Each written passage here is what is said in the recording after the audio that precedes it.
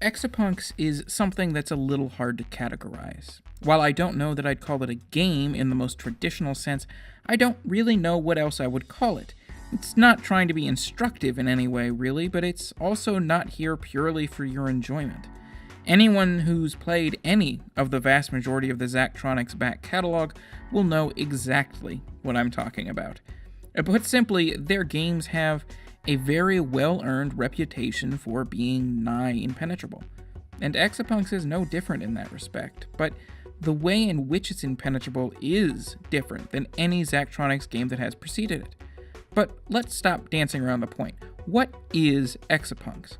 It's a fully immersive experience that aims no lower than completely engaging you on every front imaginable. After a short introduction to the story, one of the first things the game does is encourage you to print out a physical in-fiction zine so you have a copy of it in the real world.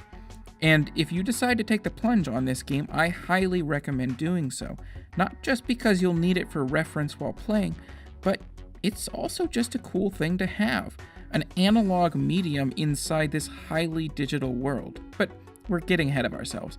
Once you've printed the zine, or at least grabbed the PDF and put it on a tablet or something, you can start the actual game. The plot goes something like this. You have an incurable disease where you are slowly being turned into a machine, basically the most cyberpunk disease ever. The only thing that can help you is a medicine that costs a ridiculous amount of money. And so, obviously, an AI shows up and forces you to return to a seedy life of hacking systems for fun and profit. The actual core gameplay is something that very closely approximates real programming.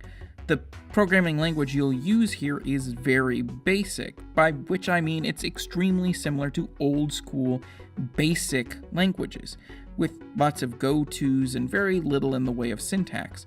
But all of your actions in the text space are reflected on the screen for you in the form of tiny little robots that move around in the space. And that visualization can be very helpful in figuring out exactly what you need to do while still feeling at least somewhat realistic in some sort of possible cyberpunk future of computer interaction.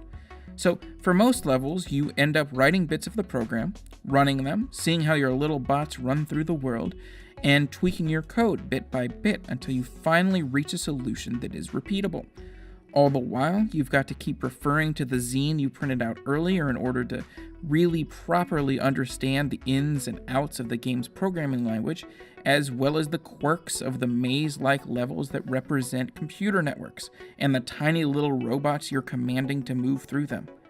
As the levels go on, the datasets you have to manipulate and the things you have to do will become more complex, and eventually you'll even need to print out more zines in order to get more information, not just on the programming language of the world, but also what's going on in the game world itself, which in turn helps you immerse yourself further in the story and the world it's taking place in.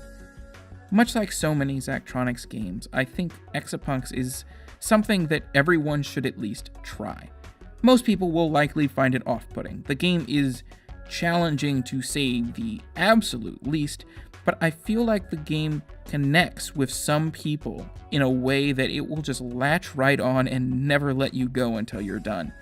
Everything about this game is so utterly immersive, and it achieves that without any fancy, expensive graphics in a way that is utterly stunning. When you finish one of these levels, when you accomplish a task, writing a code that does the thing you want, it's an amazing feeling. An achievement that I so rarely feel in games anymore. And in case you missed it, I look at games that people may have skipped over or otherwise missed. If you like that idea, be sure to subscribe so you can see the latest videos. If you like this video in particular, be sure to hit that like button, and thanks for watching.